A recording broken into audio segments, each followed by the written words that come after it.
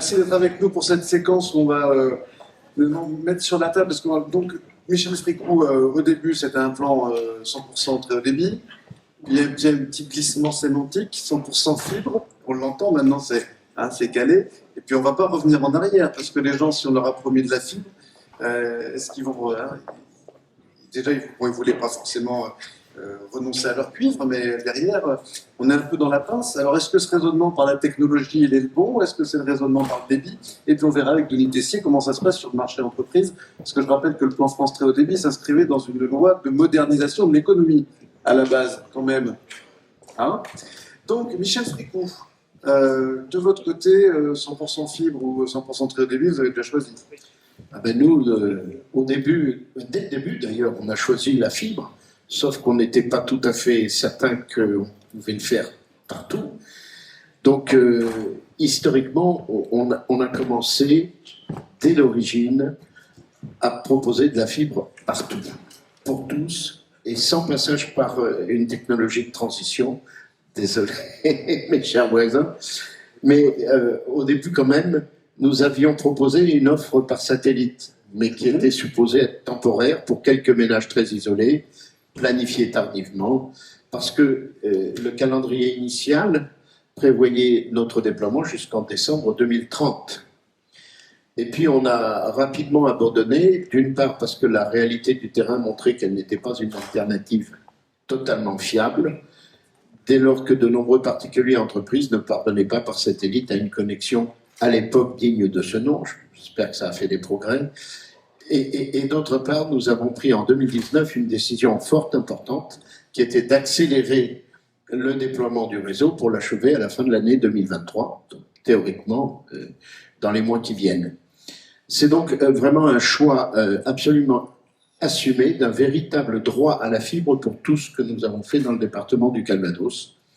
Et nous affirmons ce choix et nous continuons d'affirmer la fibre pour tous. Alors, on a probablement souffert au début de ce choix ambitieux, probablement en avance sur son temps, avec des difficultés au départ, mais j'ai le sentiment que l'histoire nous donne totalement raison, car même si on respecte les positions des spécialistes qui sont autour de moi, qui pourraient défendre d'autres solutions, ou un mixte de solutions, notre expérience confirme malgré tout les difficultés qu'aucune alternative n'aurait été meilleure. Je me souviens au début, ils ont été nombreux à nous dire que nos choix n'étaient pas les meilleurs, dès les premières difficultés en 2017-2018. Alors certains nous indiquant que nous aurions dû passer par une phase de montée en débit. Il me semble que l'expérience des territoires qui ont fait ce choix ne démontre en aucune manière qu'ils ont eu moins de difficultés à répondre à leurs habitants. Au contraire, et j'ai le sentiment qu'ils viennent maintenant, in fine, à une solution pure fibre. L'autre propos qui courait alors était de plutôt abandonner l'idée même d'un réseau filaire pour faire confiance aux solutions mobiles. Il s'agissait soit de dire que la 5G rendrait obsolète la technologie fibre, en offrant rapidement un débit confortable partout, soit à minima d'estimer que le New Deal mobile permettrait de répondre par une véritable 4G pour tous. Et 5 ans plus tard, la 5G demeure une niche présente uniquement dans les principales agglomérations et à l'évidence, elle ne sera pas déployée dans nos campagnes avant de très longues années. L'opposition y est en effet forte, beaucoup plus que pour la 4G, donc le déploiement n'est pas encore une réalité sur tout le territoire 12 ans après l'installation des premières antennes. On voit bien dans ces conditions que la 4G n'est évidemment pas non plus une solution, sans même parler d'un débit qui serait insuffisant devant les nouveaux usages. Les réseaux mobiles, c'est certain, ont une utilité, mais uniquement à titre temporaire, en intervalle du raccordement, pendant quelques semaines, comme cela se fait sur des réseaux matures. La 4G ou la 5G ne peuvent en revanche pas être des solutions, à mon avis, pérennes. La fibre, c'est beaucoup mieux. D'autres technologies peuvent s'imaginer, le satellitaire, et par exemple, a certainement beaucoup progressé depuis notre proposition d'il y a quelques années. Cependant, mon voisin le trouvera peut-être, il reste à prouver que les plus modernes peuvent véritablement répondre à chacun dans les lieux où ils ne passaient pas auparavant. Mais de toute façon, il se poserait la question du prix, notamment pour les particuliers. Il me semble donc que le recul nous donne raison. Aucune technologie alternative à la fibre n'apporte de solution réelle dans nos campagnes et aucune ne sera disponible de manière universelle partout avant de nombreuses années, si tant est qu'elle le soit un jour. Il apparaît donc en ce début d'année 2023 que la fibre et la technologie qui permettent de proposer de manière universelle le très haut débit à grande échelle. Et à mon avis, elle le restera longtemps. C'est donc la seule technologie qui me paraisse correspondre à un véritable service universel, à la fois couverture intégrale du territoire, fiabilité et qualité de service. N'oublions pas les usagers. Voilà, monsieur, ce que je dis sur la fibre. Merci Michel Fricot. Alors ça ressemble à une déclaration d'amour à la fibre optique. Alors j'imagine que Marc Leblanc a pu utiliser la casquette Prismian, là effectivement, a fait plusieurs tours sur sa tête. Mais qu'est-ce qu'on peut dire de cette technologie qui fait aujourd'hui consensus et dont on prétend qu'on arrive à tous les 18 mois à doubler la capacité de ce qu'on fait passer dedans? C'est vraiment la technologie reine des réseaux? Alors, je suis un peu gêné de passer la pub de M. Fricot, mais qu'est-ce qu'on peut dire de la fibre? Alors, d'abord, ce n'est pas une technologie qui date d'hier. Je rappelle qu'on a commencé à déployer massivement des réseaux fibres à partir des années 90. Ce qui est sûr, c'est qu'en termes sur de nombreux aspects, la fibre optique semble avoir peu d'égal. D'abord, en termes de performance de transmission, il y a des essais très récents qui ont été faits. Vous savez que dans le monde, il y a un certain nombre de symposiums qui se montent. Alors, en Europe, il y a ICOC, aux États-Unis, il y a OFC, au Japon, il y a encore autre chose. Les derniers essais ont montré que sur une fibre optique, on peut passer plusieurs centaines de terabits. On est même allé jusqu'à une unité que je ne connaissais pas encore, jusqu'au pétabit seconde. Voilà, 10 puissance 15. Pétabit seconde. Donc en termes de transmission, la fibre optique, effectivement, c'est aujourd'hui le média qui permet d'avoir les performances pures les plus importantes. L'autre chose qu'il faut quand même noter, c'est qu'on parle d'infrastructure passive. Donc si elle est posée dans les règles de l'art, je reviens à ce que j'ai dit tout à l'heure, c'est une infrastructure qui ne doit pas se dégrader. Alors, hors phénomène météorologique imprévu, mais c'est une infrastructure qui, donc, par nature, elle est pérenne parce qu'elle est passive. Je l'ai dit tout à l'heure, elle est très évolutive. Aujourd'hui, on parle de centaines de terabits. On n'est pas à ces débits dans la réalité sur les réseaux, plus pour des questions d'actifs que de l'infrastructure passive. Donc, en termes de performance, de pérennité, d'évolutivité, effectivement, aujourd'hui, la fibre, elle offre des perspectives qui sont certainement très intéressantes. Un autre aspect qui est important, c'est l'empreinte carbone de la fibre. Surtout si elle est fabriquée avec une énergie qui est décarbonée, je pense que c'est un médium qui est aussi très intéressant à considérer à l'aune de toute notre problématique environnementale. Et puis un troisième point qui est quand même aussi très important, on a la chance en France d'avoir une filière industrielle, historique, innovante, qui est puissante, qui fait que on a une souveraineté naturelle en France. On parle beaucoup de souveraineté, de réindustrialisation. Je rappelle que le plan France Très Haut Débit en France, il a été très majoritairement déployé par des produits fabriqués en France. Et cette notion de souveraineté, il ne faut pas l'oublier. D'ailleurs, elle est rappelée assez régulièrement par les pouvoirs publics. Donc, voilà ce que je peux dire de la fibre optique. Alors, je suis peut-être de parti pris puisque c'est mon métier, mais voilà, moi, factuellement, je rejoins ce que dit Monsieur le Vice-président. Factuellement, aujourd'hui, c'est la technologie qui offre le plus de perspectives. Merci Marc Leblanc. Christophe Houtier, pas facile, mais enfin je précise quand même que Nordnet fait de la fibre, de la 4G fixe et du satellite. C'est surtout pour ça qu'on vous connaît en l'occurrence. Alors effectivement, on parle de perspective 2025. Une des questions centrales, c'est et en attendant, et pour les gens qui voient la fibre passer finalement dans le village, mais ils n'habitent pas dans le village. Alors qu'est-ce qu'on fait pour ces gens-là? Parce que il y a un effet ciseau de la fibre. Hein. C'est-à-dire que plus il y a de gens qui l'ont, plus ceux qui ne l'ont pas, ça les énerve. Oui, c'est ça pour les gens, et puis pour mon voisin que j'ai besoin de convaincre, a priori, d'un certain nombre de sujets. Merci Sébastien pour l'invitation, une nouvelle édition pour nous. Un mot juste sur Nordnet, qui effectivement fêtera ses 25 ans d'existence en tant que fournisseur d'accès Internet pour les particuliers et les professionnels, partout en France. Et on est militant d'équité numérique, voyez-vous. Depuis de nombreuses années, on travaille au cœur des territoires pour aborder, en attendant la fibre, une solution à ceux qui n'en peuvent plus de leur débit ADSL qui est jugé insuffisant, et au lendemain de la crise Covid et du confinement, il y a eu certaines crises de nerfs par rapport à des problématiques de débit ADSL. Et donc, effectivement, on est fournisseur d'accès fibre dans un certain nombre de communes, 18 000 et 7 millions de prises sur la zone RIP. Et ça, c'est une autre histoire. Et puis, on est acteur, quelque part, du mix technologique depuis de nombreuses années. Et c'est là où ce service à tous est illustré par Nordnet, un mix technologique, parce qu'on a travaillé sur la technologie satellitaire, dont on parlera, sur la technologie radio THD, et ces réseaux qui ont plutôt tendance à s'éteindre en ce moment, on en parlera, et puis au travers de solutions 4G à usage fixe, où là aussi on propose finalement des solutions transitionnelles à ceux qui doivent attendre l'arrivée de la fibre. Alors mon téléphone me dit qu'on a 428 abonnés satellites dans le Calvados. Donc, je pense que certains attendent probablement la fibre. En tout cas, ils sont servis aujourd'hui par Nordnet et on est content de les accompagner, certains depuis de nombreuses années. Et donc, cette transition, on l'assume. C'est-à-dire que chez nous, dès lors que vous devenez éligible à la fibre, vous pouvez la signer sans frais. Donc, on ne garde pas, on ne cherche pas à manipuler les clients ou à les obliger à rester sur une technologie de transition. Mais il faut reconnaître aussi que dans certains territoires, nos solutions seront de vraies solutions alternatives. C'est-à-dire que là, ça sera du provisoire qui dure. Évidemment, on visite des coins isolés en montagne où il peut y avoir quelques maisons ou habitations ou refuges, et je ne pense pas qu'à l'horizon 2030, il soit raisonnable d'imaginer qu'ils soient fibrés.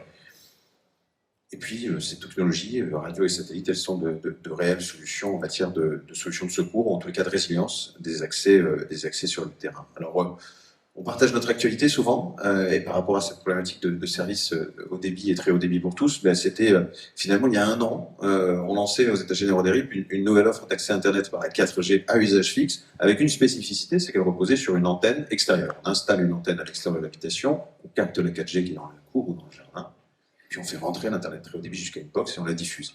Une antenne extérieure, c'était une offre qui apportait uniquement de l'Internet, et depuis quelques semaines, elle apporte la télévision et le téléphone.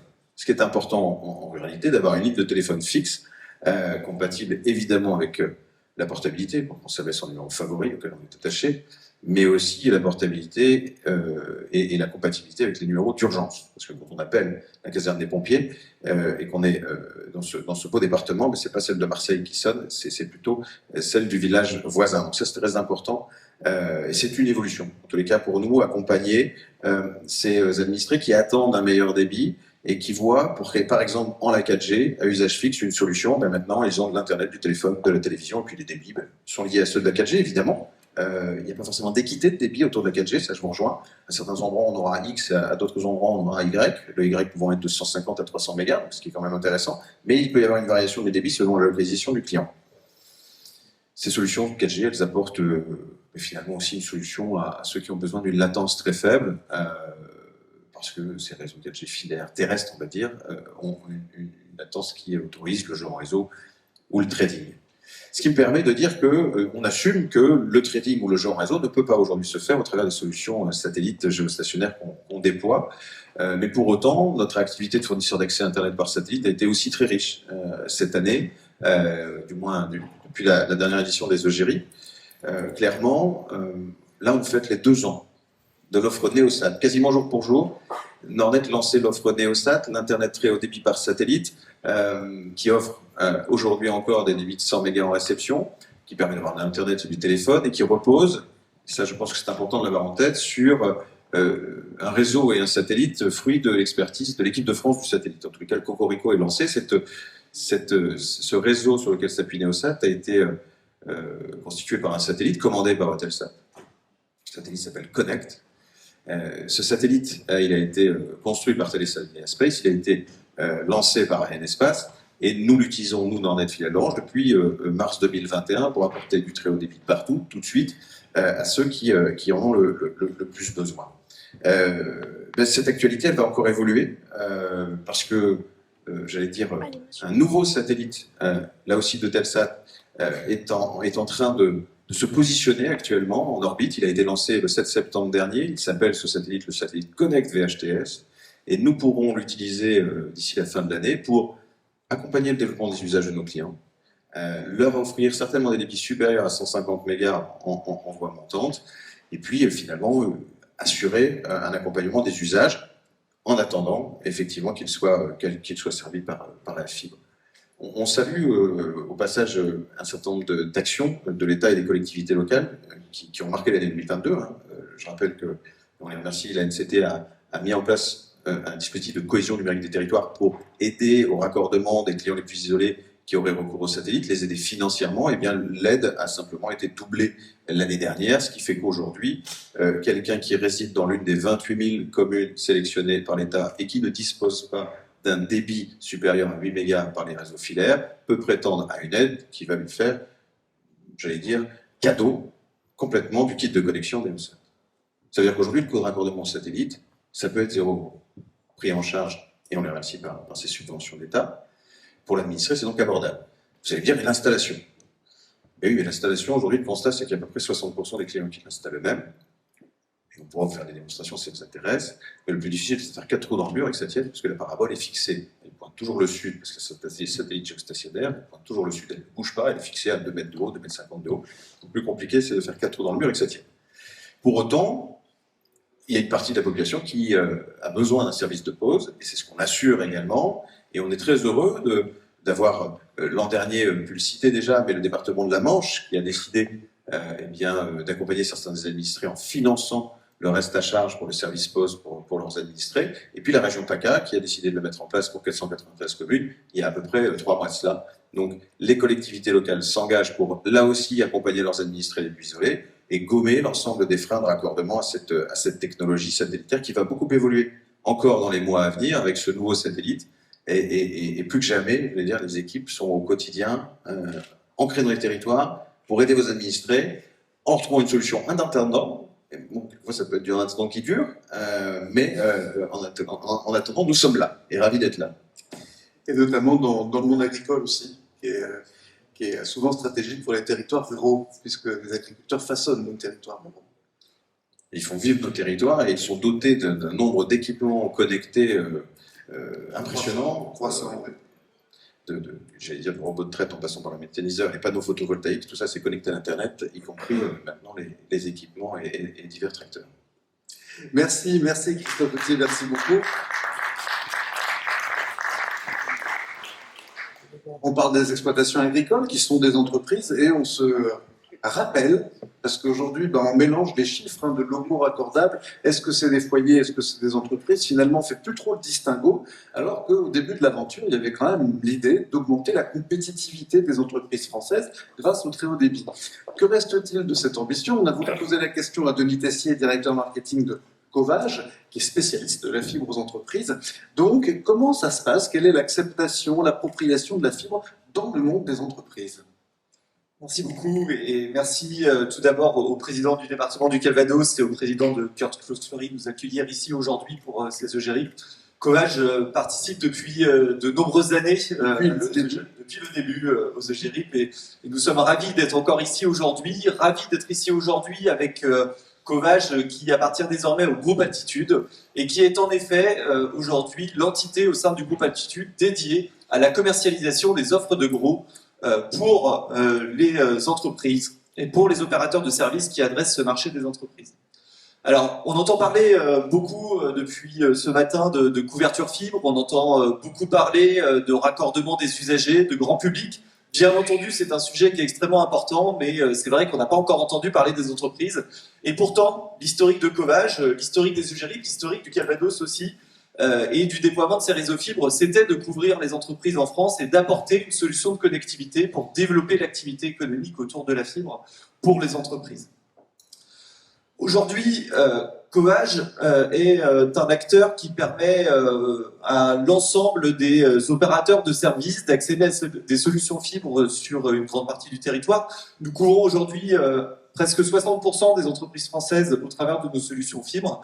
Nous sommes le seul acteur aujourd'hui présent nationalement, uniquement présent sur le marché du wholesale, qui adresse à la fois des solutions FTTH, FTTO, FTTE, à destination des opérateurs de services. Et donc nous avons à ce titre une bonne vision aujourd'hui de ce qui se passe sur ce marché de la fibre aux entreprises.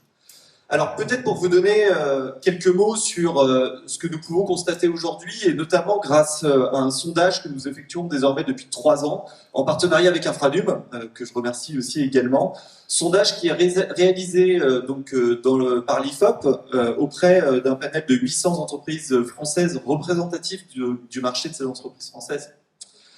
Et donc, ce que ce sondage nous apprend dans sa dernière version en 2022, c'est que 50% des entreprises françaises de plus de 1 salarié sont aujourd'hui raccordées à la fibre, sur tout type de technologie, du FTTO au FTTH. Et pourtant, quand on regarde dans le détail de ces chiffres, 55%, c'est un chiffre déjà qui est extrêmement intéressant. C'est un chiffre qui est en très forte croissance, puisqu'on était à 37% l'année précédente. Et donc, ça montre le succès, finalement, du plan fibre, du déploiement de la fibre en France et puis de l'adoption par les entreprises de cette technologie. Quand on va regarder un petit peu plus dans le détail, si l'on regarde sur les territoires ruraux, là ce n'est aujourd'hui que 36% des entreprises dans les territoires ruraux qui sont fibrées, contre 59% dans les territoires qui sont aujourd'hui plus densément peuplés, et même 70% quand on regarde uniquement le territoire spécifique de l'Île-de-France. Et donc on voit encore la progression qu'il y a à avoir sur l'ensemble de ces territoires ruraux. Et pourtant, aujourd'hui, ce que nous pouvons constater chez Covage, et on espère du coup que la prochaine version de ce questionnaire que nous sommes en train de réaliser en ce moment va montrer cette évolution, c'est que la réalité, c'est qu'aujourd'hui, l'endroit où le taux de fibre dans les entreprises progresse le plus, c'est bien dans les zones RIP. Je pense que le Covid et ces derniers mois ont pu le montrer. Le déploiement et le dynamisme du raccordement des territoires en fibre a été tiré par les zones RIP, et c'est un fait qui est pour nous à la fois extrêmement intéressant, mais qui pose aussi quelques questions, puisque dans ce que nous pouvons constater aujourd'hui également au travers de ce questionnaire, c'est que là où les entreprises qui ne sont pas encore fibrées sont 60% d'entre elles à vouloir passer à la fibre dès lors que celle-ci sera disponible, il n'en reste pas moins que 40% des entreprises aujourd'hui qui ne sont pas fibrées n'ont pas forcément exprimé la volonté de passer à la fibre. Pourquoi ? Puisqu'elles ne ressentent pas forcément le besoin. Et nous avons finalement cette interrogation qui se pose aujourd'hui. Pourquoi est-ce que ces 40% d'entreprises non fibrées ne ressentent pas le besoin de passer à la fibre ? Je pense que cette question, on doit tous se la poser ici, opérateurs, collectivités, puisque finalement, c'est cette question qui va nous permettre aussi de répondre à comment est-ce qu'on va faire pour accompagner ces entreprises aujourd'hui et demain dans cette transition vers le virage du numérique et de la digitalisation qui est un des vecteurs pour tirer l'économie française vers le haut et accompagner la croissance de l'économie. Alors le premier sujet qui nous tient à cœur chez Covage et sur lequel nous sommes partie prenante avec notamment Infranum pour pousser des solutions, c'est le sujet de la communication. La première chose, c'est que lorsqu'on regarde pourquoi est-ce que ces entreprises aujourd'hui ne sont pas encore fibrées ou n'ont pas forcément cette volonté de passer à la fibre, le premier sujet, c'est peut-être qu'elles ne sont pas forcément conscientes des enjeux, de ce qu'amène le très haut débit, de ce qu'amène la fibre, et de ce que cela va leur apporter finalement dans leur vie de tous les jours. Pour cela, et notamment au travers du plan d'arrêt du cuivre qui se profile, nous militons chez Covage pour avoir une communication qui soit la plus neutre possible, mais aussi la plus exhaustive possible auprès des entreprises pour les convaincre, pour leur faire comprendre les bénéfices et pour leur faire comprendre finalement quelles sont les offres disponibles sur le marché.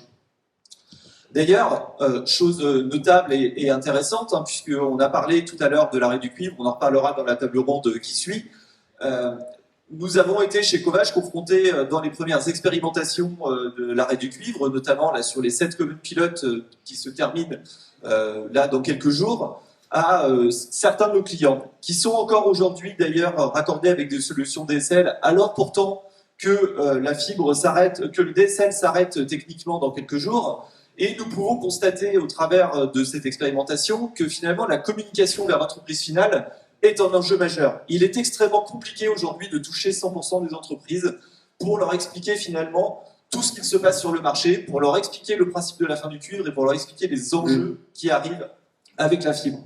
Ce que nous pouvons aussi mesurer, c'est que dans les 162 prochaines communes qui vont être concernées par le lot 1 de l'arrêt du cuivre, nous estimons aujourd'hui qu'il y a environ 40 000 entreprises qui sont concernées. Et donc là où nous avons eu des difficultés avec les quelques premières dizaines d'entreprises concernées sur les lots pilotes, nous avons un vrai enjeu aujourd'hui commun de communication, de communication à tous les niveaux pour permettre à ces entreprises de bien comprendre les enjeux, de bien comprendre ce qu'il se passe sur le marché et d'entamer cette transition du cuivre vers la fibre avec tout le temps nécessaire pour s'y préparer.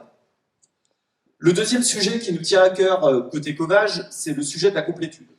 On en a parlé, donc sur les territoires de RIP, aujourd'hui, le dynamisme des raccordements, le dynamisme du déploiement de la fibre fait que finalement, sur ces territoires, au-delà peut-être des raccordements complexes que vous commencez à être évoqués, nous n'avons pas tellement de crainte sur le territoire des RIP pour savoir comment faire aujourd'hui pour aller accompagner les entreprises de la bascule du cuivre vers la fibre.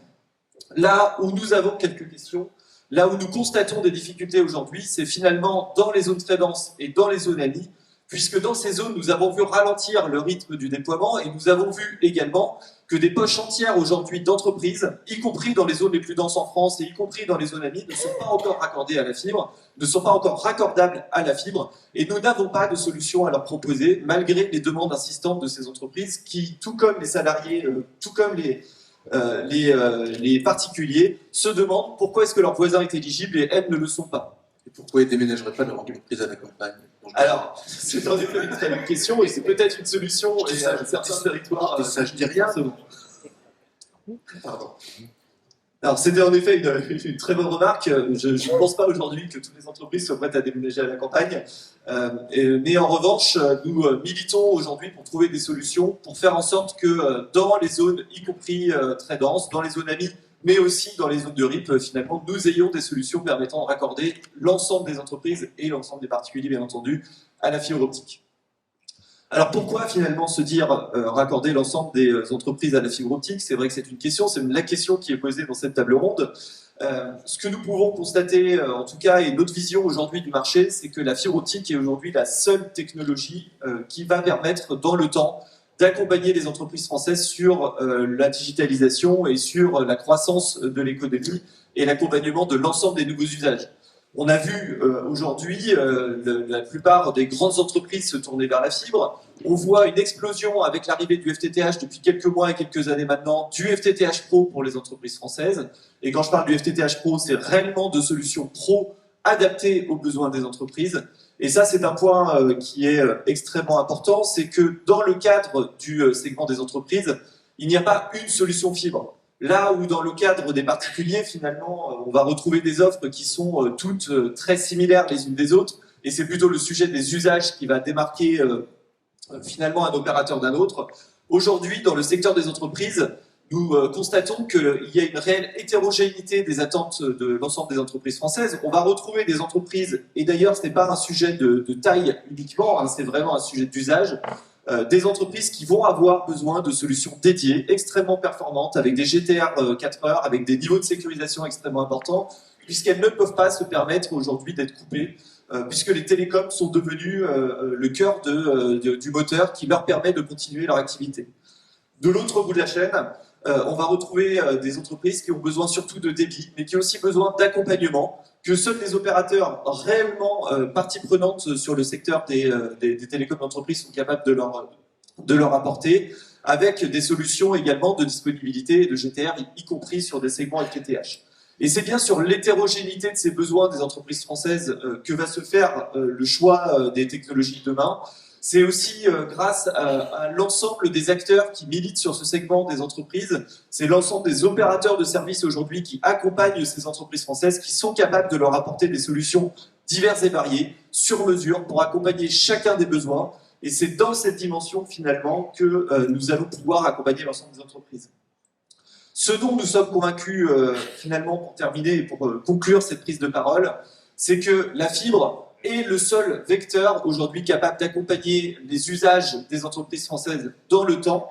En revanche, la fibre n'est pas la seule solution disponible, et ça c'est un point important, et c'est une solution qui doit être accompagnée en complémentarité de solutions qui peuvent exister aujourd'hui. On parlait du satellite, on parlait de la 4G, de la 5G demain, et c'est donc la complémentarité de l'ensemble de ces technologies, de la fibre avec un backup 5G, de la 5G en attendant finalement la couverture en fibre de l'ensemble des entreprises qui va permettre de répondre à l'ensemble des usages, et ça c'est le point qui nous intéresse. Et peut-être pour conclure, je tiens à dire que le groupe Altitude aujourd'hui, au travers l'ensemble de son évolution et puis de ses dernières acquisitions, est également partie prenante au-delà de la fibre à venir apporter des solutions sur les usages, sur la complémentarité des technologies, sur la 5G, mais aussi pour les collectivités sur les territoires connectés, les territoires intelligents, pour apporter au travers de l'ensemble de la complémentarité de ces technologies toutes les solutions qui seront nécessaires aux entreprises pour demain, pour accompagner la croissance du numérique en France. Merci Denis Tessier d'avoir porté la voix du monde économique. Et une transition qui passera par des usages avec le soutien des chambres de commerce, avec le soutien des régions très actives dans ce domaine-là, l'accompagnement des entreprises sur la digitalisation de leurs pratiques. Je vous invite à applaudir nos amis.